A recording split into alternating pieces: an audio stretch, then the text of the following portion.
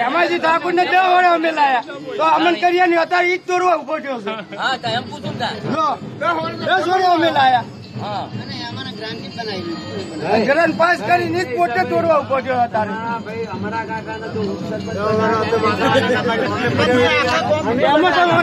પકડાવો છે લોલીપોપ પકડો